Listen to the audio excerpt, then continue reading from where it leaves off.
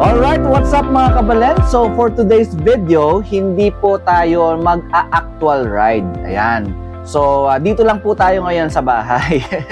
Pero meron po akong isi-share sa inyo. So sa mga matagal na pong nagpa-follow sa ating page, siguro po baka alam nyo na po na there are times na nai-invite tayo as a seasonal segment host sa Good Morning Kuya ng UNTV. So, nung kamakailan lang po, nagkaroon na naman po tayo ng opportunity na makapag segment host lang, seasonal segment host. So, yun po ang gusto kong i-share sa inyo ngayon. Okay, so sa mga hindi pa po nakapanood ng mga previous hosting ko, ito po, i-share ko po sa inyo. Panoorin niyo po ito. Kaya sa mga nagbabalak po na mamasyal this coming weekend, baka po gusto nyo subukan ng isang nature sanctuary located lamang sa Arayat, Pampanga.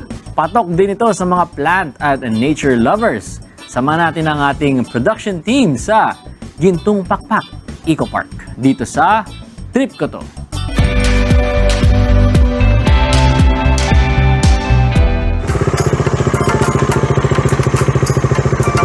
Good morning, Kabalen! Good morning, mga kasambahay! Nandito tayo ngayon sa Gintong Pakpak Eco Park, Arayat, Pampanga. Halika, samahan nyo ako at tayo'y mag-nature tripping. At kapag mga pagkain sa Pampanga ang pinag-uusapan, syempre nariyan palagi ang pinagmamalaki nilang sisig! Sarap! Gaano ba yan kasarap? Panoorin nyo dito sa Food Trip!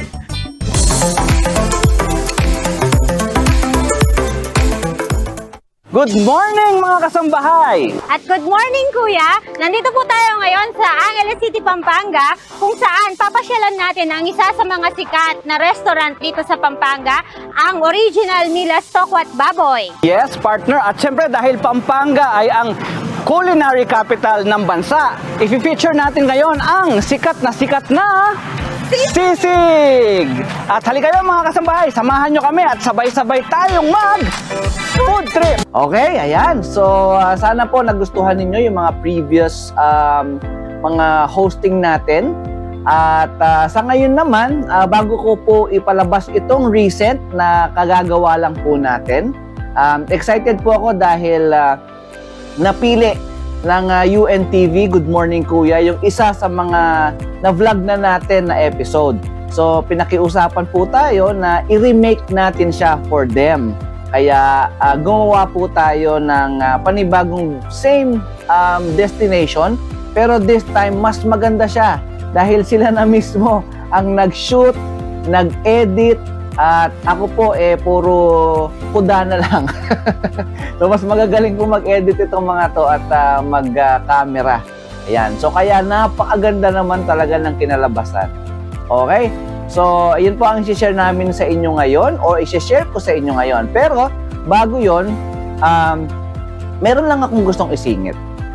Kung naaalala nyo po yung previous vlog ko ng Purple Panda, at meron po akong shinare sa inyo na inumin yung Barley Grass by Salveo Well. Ayan, so napakaganda pong inumin na napaka-healthy. Pero hindi po muna yon yung gusto kong pag-usapan ngayon. Nung po kasing nilabas natin yung video na yon, merong nag-message po sa atin. So, gusto ko pong i-share sa inyo yung message niya. So, ito po. Ipapalabas ko po sa screen, pero babasahin ko po dito sa cellphone ko. So, ang sabi po ni ma'am ay, ito, sabi niya, "Hi, Sir MJ. I am your top fan po. And sana po mapansin niyo po ito. Humihingi po ako ng tulong na sana po pwede po akong makahingi sa inyo ng SBG. Yun nga po, yung Salveo Barley Grass. Para po sa aking hypertension," sabi niya. "And I'm just 17 years old. Wala po kaming pera magpa-check up." Ayan, wala daw po silang pera para magpa-check up. Kaya sana po mapansin nyo po ito at nagmamakaawa po ako sa inyo. Ayan.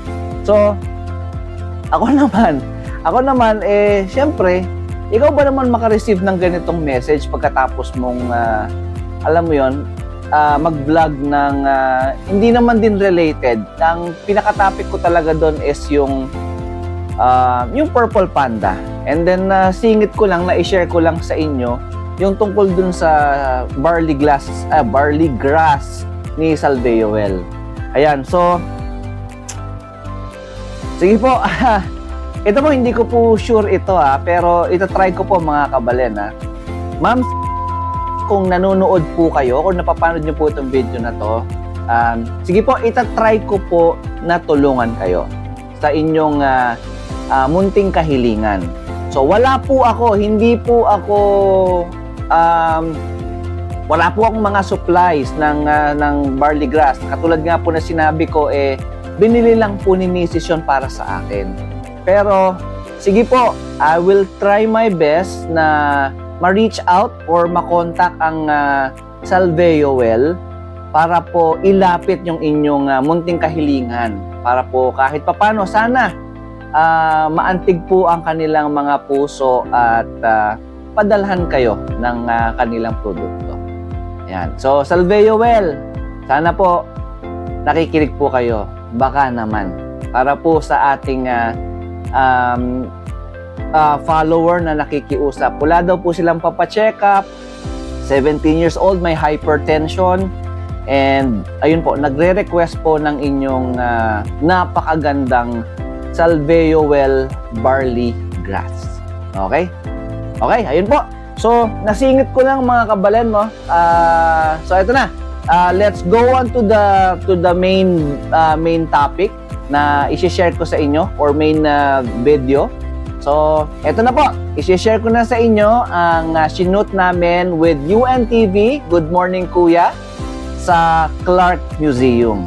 Okay, eto na po. Yes, para naman po sa mga ating kasangbahay na mahilig sa history and culture, mayroong lugar sa Clark, Pampanga na papatok sa inyong trip. Tsak na makapag-e-enjoy ka na, matututo ka pa. Kung saan yan, panoorin natin sa trip ko to.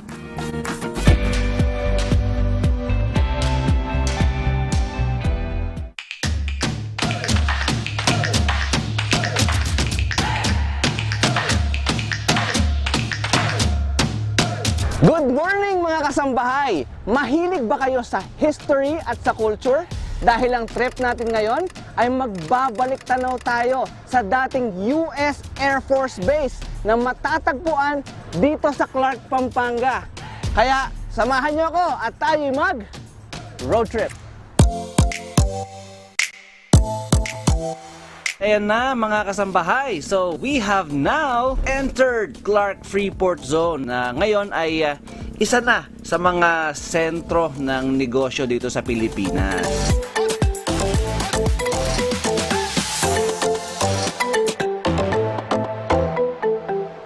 Ayan mga kasambahay, so we are now here sa tinatawag nilang Museyong Kapampangan.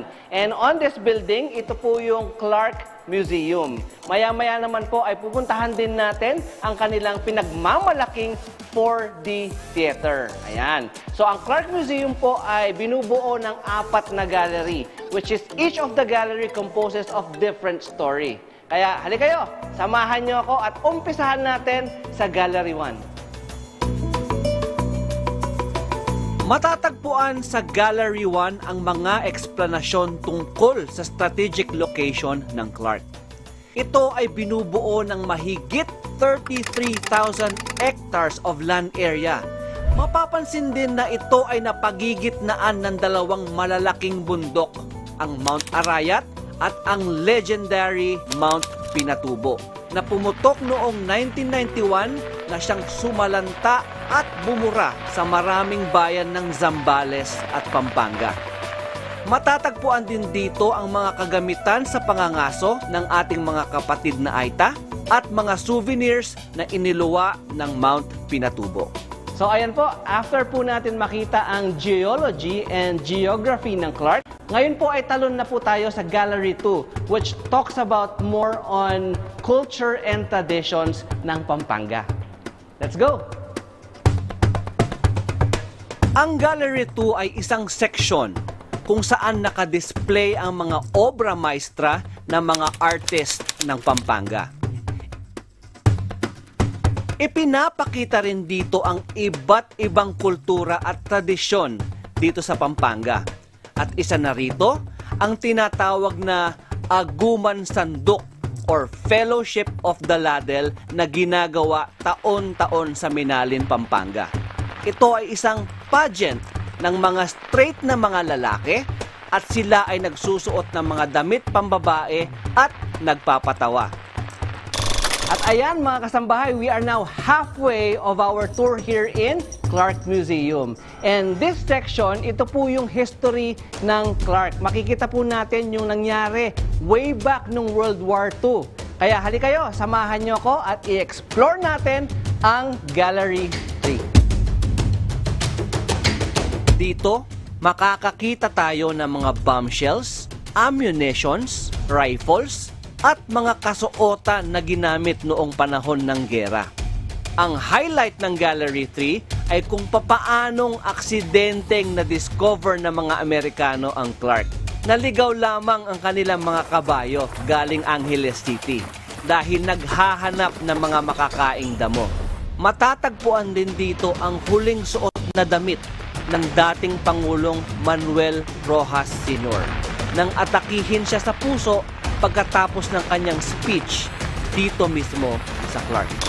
And finally, mga kasambahay, we are now down to the last gallery, which is yung Gallery 4. At dito, makikita natin ay yung modern Clark. What is Clark today? Tignan natin at i-explore natin ang Gallery 4. Sa Gallery 4, ito na yung conversion from an American airbase to a Filipino Special Economic Zone. Then eventually, ito ay ginawa ng Clark Freeport Zone. So now, Clark is a tourist and business destination area. Bale, dito po mga kasambahay ay makaka-avail tayo ng mga tickets. Ito po ay for PWDs, senior citizens at mga estudyante. Libre po ito mga kasambahay. At itong other set of tickets naman po ay kung mag-a-avail kayo ng museum only or 4D theater only. At ito naman po ay for combination of both. Ayan. So 100 per attraction, 200 po kung dalawa. Okay, so ngayon naman po, i-try natin yung 4D theater nila. Let's go!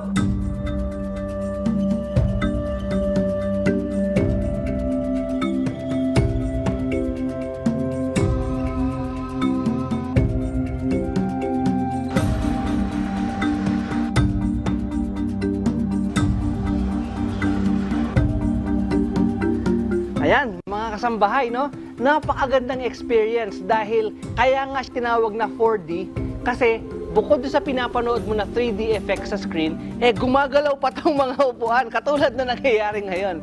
So, talagang napakaganda ng experience kasi meron pa siyang mga effects na mga bubbles, mga usok, kaya feeling mo talaga nandun ka sa mismong pinapanood mo. At ayan mga kasambahay, it's a wrap! And sana nag-enjoy kayo sa ating episode for today. Ako po si MJ Mendoza, dito sa trip ko to.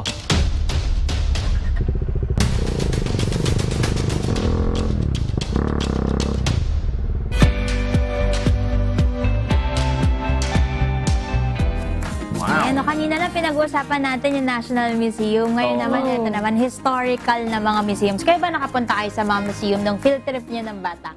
Okay, ayan. So, I do hope nag-enjoy kayo at sana nagustuhan nyo yung ating video for today.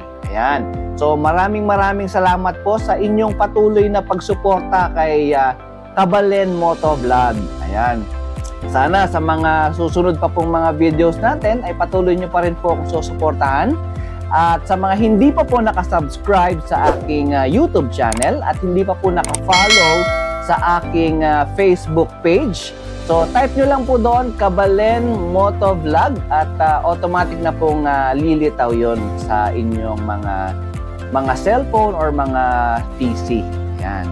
Okay, so mga Kabalen, so hanggang dito na po muna ang ating vlog for today. Maraming salamat po sa inyong patuloy na pagsuporta.